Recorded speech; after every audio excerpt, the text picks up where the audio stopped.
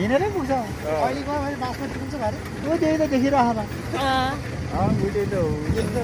रातो डाँडा भन्दा उतापट्टिको डाँडा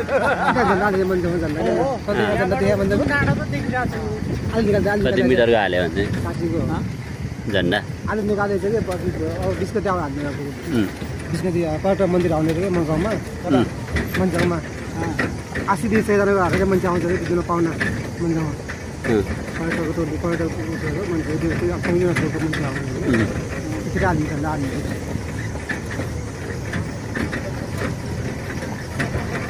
पहिला सुरुमा बात ठोकेर त्यो उसमा चढ्यो पौडी चढ्यो अहिले त कोही पाउँदैन त्यो हालमा झिक्न गरी हावाले प्लाट पेको अर्को दिन च्याटिन्छ है मलाई खालि दिमाग ठोकेर मलाई जतै जति नै ल आइज ल झन्डा अड्केछ भने गई झन्डा निकाल्नु पऱ्यो भने चाहिँ दिमाग त्यो त दिनु पोल्ट सुरु आएर पोल्ट अहिले झन्डा निकालेको क्या अब सिलोन लगेको सिलाइहाल्यो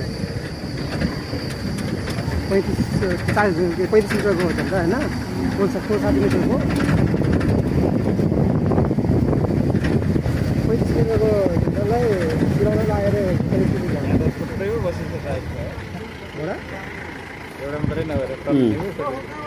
यहाँ माथि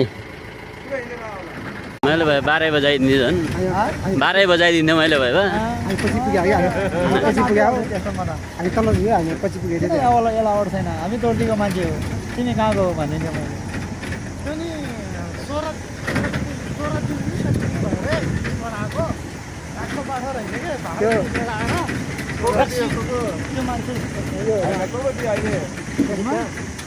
दलबहादुर र धनबहादुर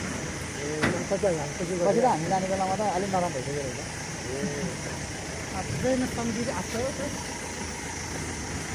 भात खाँदै रहेछ भात मुस्दै थियो पुरा भात मुस्दै खाँदै थियो मान्छे चाहिँ बोल्छ पठाउँदाखेरि मान्छे होइन शैतान संज्ञा होइन चुप्ला भनेपछि त अलिक नरम भात खानु खायो होला यसले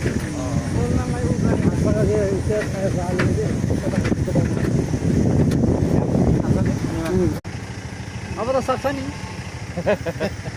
धनबहादुर दाइलाई बिस्तारै ल्याउनु है नछोड्नु है कसैमा खेल्नु पर्छ तपाईँहरूले